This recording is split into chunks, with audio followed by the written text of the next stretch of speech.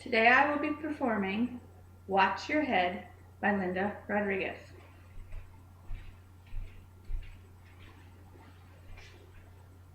Good night. Thanks, everyone. So when did you say you want us off book? I need to write this down. Hold on a minute.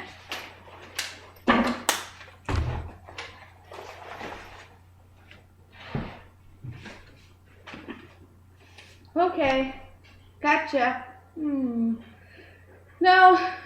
problem. Really, it's no problem. I can do it. Good night. I can do it. I like saying that. So, let me set the scene here. That will entail a little background, so bear with me. I mean, really, bear with me, okay? If at any point it seems I'm rambling or long-winded, just tell yourself or nudge each other, say, well, bless her. Her head blew up. Okay, the opening matinee had gone pretty well. So in what had been a bad summer for both my friend Merritt and myself, acting in this two-woman show has been the only shaft of light, and we'd looked forward to it. We'd worked our asses off. We had an abbreviated rehearsal time, and still, we felt good about it. Luckily, of course, the audience didn't know any of this, nor were any playgoers aware of the chaos backstage, such as painting of the set beginning only at 11 a.m. that morning. I confess, I was terrified that afternoon, but we got through it, before an audience of 10. Oh, so onward and upward, right? As we dressed for the show evening, Merritt and I kidded each other, horsed around. I heard the pre-show music kick in. I did my ritual, a quick en el nombre de Padro, and I told myself this will be over in a couple of hours, and then I can have a drink and relax. Except this time somehow, I didn't buy it. A couple of hours, get a drink, relax. I had a weird feeling that it was never going to end. Ridiculous, right? The show was going well. Merritt and I, quite frankly, were cooking. For a time, anyway. I know now that it happened.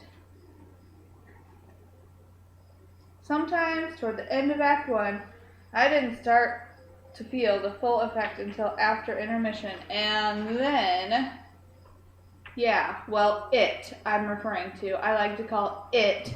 That time, my head blew up. Not overly snappy, but it's either that or I spent 4 years in New Mexico and all I got was this lousy brain hemorrhage. So we come out of intermission and my head starts to hurt terribly. And I'm still performing, pushing myself and a very confused Merritt through the scene. I don't know what I'm saying. I was really not in control of what I said. My voice sounded flat and mechanical. But we went on because I didn't know how to stop. I remember the director shouting at you. Not unusual for that ass, but unexpected in front of an audience. Then I heard him tell the crowd that the show was canceled. What? And then we went to the hospital. Someone asked for my cell phone to get my emergency numbers. My family and I couldn't use my left hand. For a moment,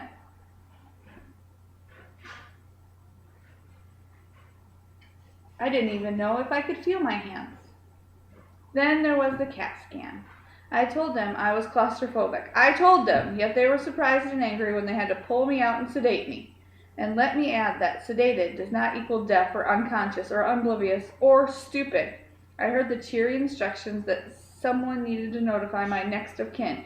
Gee, thanks. Just because someone lies at the brink of becoming a human-sized can of V8 juice, or a snappy Tom as I prefer, does not mean they're not there. They are. I was largely out of it. I mean, really out of it. For, about a week. But a few things stand out in vivid technicolor, such as the exorcist who came to administer the last rites, which also go under the fuzzy title of extreme unction.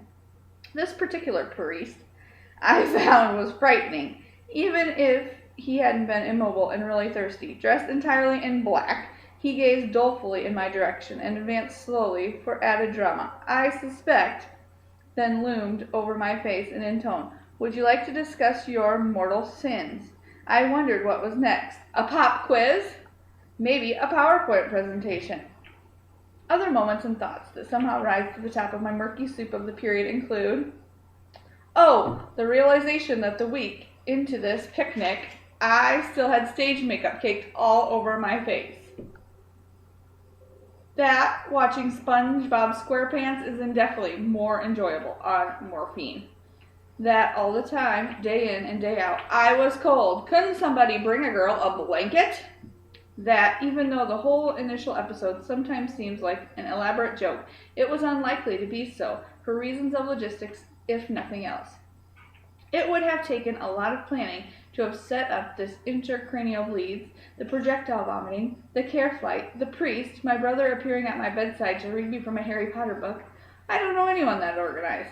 That, if anyone ever comes your way using the phrase blended diet, get the hell out of there. If you can move, that is, my introduction to this was a tall glass of warm beet puree, as if this improved my mightily over beets, if any configuration. Other treats from the devil's cuisine included blended tossed salad, liquefied lettuce, with a hint of ranch dressing. May I please have another sip of cake? The less said about my demoralizing assisted showers, the better. In my memory, it looms as cruel mix of 1950s hydrotherapy and the barren enclosure where they give circus animals a good hosing off. I was not a big fan of rehabilitation therapy at first. In best of times, I don't suffer fools gladly. So, besides, I still felt in the moment. The next therapist asked me to examine a photograph and identify the 5 things wrong with it. I said I couldn't. She asked why. I said because there were 6. I told her. She was unamused. Unsurprisingly, this was the same young woman who one day peered at me over her clipboard and asked if my parents were still Hispanic. I found more reward in my sessions with the neurologist named, bless his heart, Dr. Flitter. One afternoon, I was speaking more easily by this time. He asked if I could examine the significance of Hamlet. Since I had written my thesis on the play, I was glad to oblige, and we had a nice conversation. Over this time, I began to hear many of the personnel refer to me as high functioning. That's great, I longed to shout. I have 2 master's degrees, and I'm still not deaf. I decided, however, that this was impolite, and kept my mouth shut. In time, I soon deduced high functioning, remember? That much of their chatter was coded conversation, for isn't there some other hospital that they can take a crack at this vile, overeducated bitch? And so, at my prodding, they made contact with Fort Worth's Dr. Robert Needle, a friend and a neurologist and playwright, as it happened. I finally decided that it was ruled out by the absence of children singing. It was a small world after all. Post-brain trauma therapy only sounds like a self-important rock band. It actually is an avenue of treatment designed to make a giving patient functional, and even attempt to bring the individual's abilities back to pre-trauma levels. Since I was regarded as high functioning, and I was told that after I mastered walking and talking and showering by myself, the focus would be on assessment. Lots and lots of assessment. In other words, they wanted to determine exactly what sort of disability, overeducated vegetable I was going to be. Now here's something you need to understand. As good and vital as these are, as much we need them and owe them, hospitals are not the best place for people to heal. This is true for many reasons, not the least of which is that as you get better, or think you are getting better, you want out of the hospital. Finally, the day came when I was declared an outpatient. Lest you overestimate the magnitude of this liberation, let me emphasize that being an outpatient is rather like being on parole. The tether is very short. Your circumstances are limited, and lots of people have their eye on you. Still, I was free.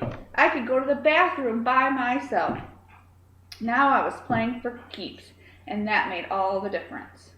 Outpatient therapy offered its own brand of hilarity, of course. I sorted screws and wing nuts. I exercised with my computer.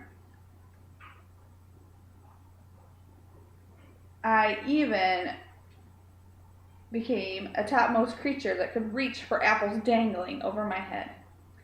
I did not remain silent, however, and performing a response time test, which they told me would determine if I'd ever be allowed to drive. On the wall, they projected a giant grid divided into several squares. My assignment was to press the button every time I saw the light pop up in the square. Unfortunately, they discovered I was actually trying to predict which square would light up, sort of testing the test. I have an E. Again, they were not amused. Nobody ever explained what the hell went on in my head when my head blew up. What really happened? Well, this woman with a soft voice and soft hand did. She showed me a picture of a human's brain explaining what a 3-centimeter bleed was. And it occurred to me that I could quit crying and make myself aware of just how lucky I was to be walking and talking and to have enough cognitive power to cry, to get so goddamn mad because I could realize what my stumbling blocks was. That was the distance I'd traveled so far. So far. I even reached a point of being physiological about the way I left that bewildered audiences back in New York. It had to have been a weird evening for them, and I'm very sorry, but I've let myself off the hook for that one. And honestly, that night, as strange and unnerving and troubling as it must have been, really wasn't even the stupidest thing I've ever done on stage before. That was a musical. Lights out.